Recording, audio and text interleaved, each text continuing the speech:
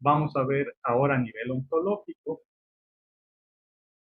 que se plantean posturas también extremas. Lo repito, solo voy a hablar de cuestiones extremas, pero van a haber otras posturas en medio que dependiendo de si aceptan ciertos principios o no, cambian.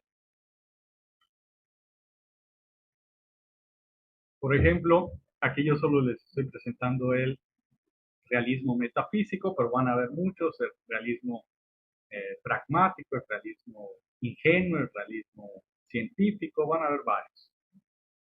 Pero bueno, los que podríamos hablar como más extremos en este continuo, pues sería el realismo metafísico, el relativismo subjetivista. El realismo metafísico nos dice que existe la realidad de forma independiente del humano, que esta realidad, universo, contiene o está formado de objetos dentro de los que el humano está y que existen incluso antes del humano. También nos dice que los objetos conservan sus propiedades a través del tiempo, por eso el realismo metafísico. Desde esta perspectiva ¿no? Quizá hayan escuchado estos problemas o cuestionamientos sobre los universales, de estas cuestiones.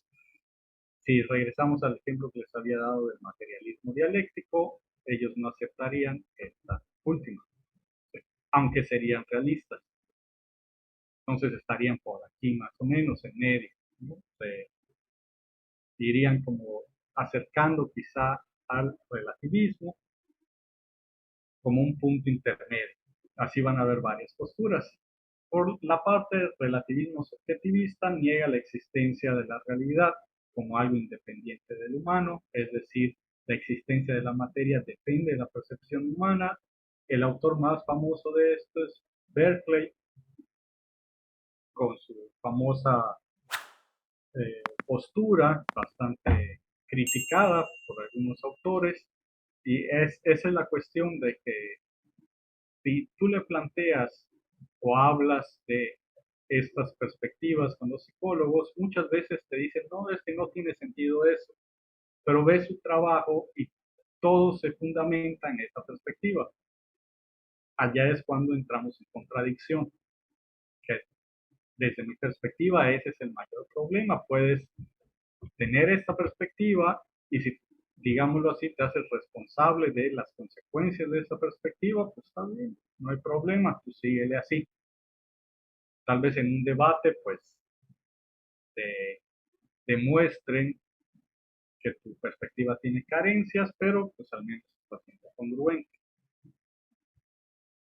Otra cuestión importante aquí en el sentido de la generación de conocimiento es que lo que me interesa, porque es lo único que puedo conocer, la subjetividad no es fija, no muestra regularidades, no hay orden de ningún tipo, aunque sea pequeño, que sea solo en ciertas categorías, no hay regularidad en la realidad porque no existe tal realidad, o si existe, pues no la puedo conocer. Esto va a influir mucho en el posicionamiento cualitativo o cuantitativo.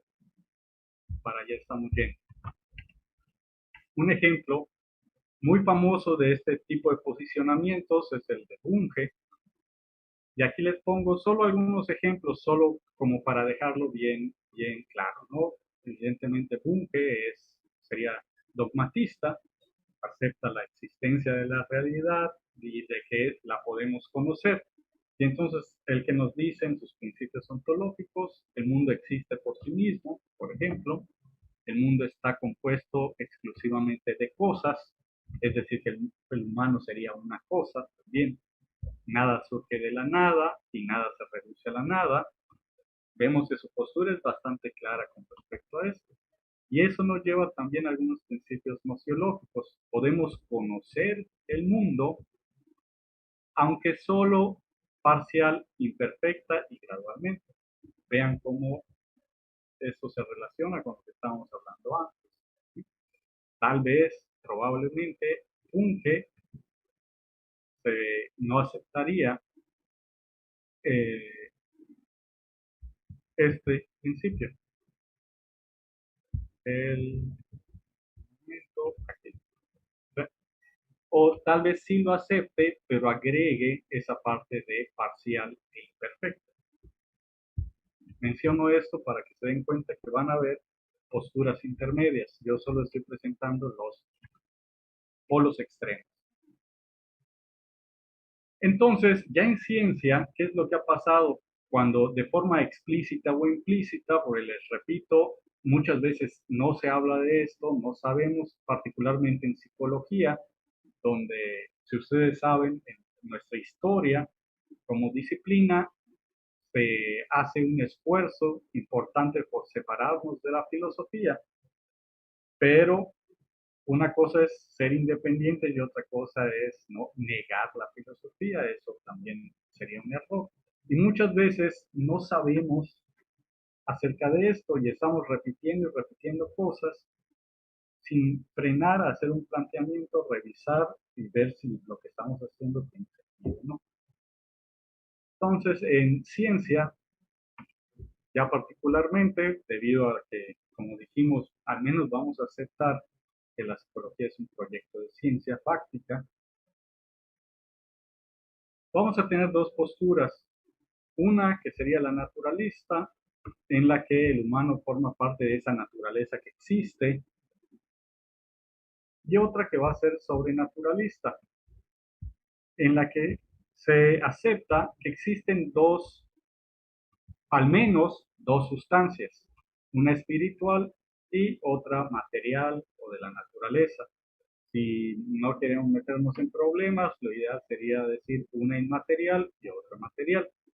Van a haber distintas perspectivas acerca de esto, van a haber autores que aceptan la existencia de las dos, pero también van a haber autores que aceptan solo la existencia de la espiritual o que puedan decir quizá la otra sí existe, pero yo solo puedo conocer la espiritual, por lo que me queda de sobra, pierdo tiempo al hablar de la otra, de la naturaleza. Dense cuenta cómo esto se relaciona con lo que ya habíamos visto antes. ¿Sí? Es a lo que voy. Aceptamos ciertos planteamientos que nos llevan a consecuencias. Aunque no nos demos cuenta, nos llevan a consecuencias. Y esta que nos postula que hay algo inmaterial que escapa de las leyes de la naturaleza, no forma parte de esto. Aunque digamos que está muy complicado el asunto de capturar a la naturaleza en su totalidad, es muy compleja, no, aún así hay algo que escapa, hay algo que no está en la naturaleza. Vamos a ver entonces distintas posturas ya en psicología con respecto a esto. Algo importante con esto de escaparse de las leyes de la naturaleza es el clásico problema al que nos llevó Descartes, cuando justamente plantea la res cogitans y la res extensa. Esta división solo tenía sentido desde esta perspectiva, desde que hay algo que no está eh, determinado por las leyes de la naturaleza, hay algo que actúa de forma divina o caprichosa. La cuestión, y aquí repito lo de la congruencia, es que Descartes era congruente y dijo, no, pero estas cosas no las va a estudiar la ciencia, las va a estudiar la religión. Y entre esas cosas estaba lo que actualmente denominamos los temas de psicología. Y estaba esa división y al menos se trataba de ser congruente con la perspectiva. El problema ahora es que muchos aceptan esa perspectiva de Descartes, pero quieren hacer ciencia de eso, de lo que él dijo que no se podía hacer ciencia.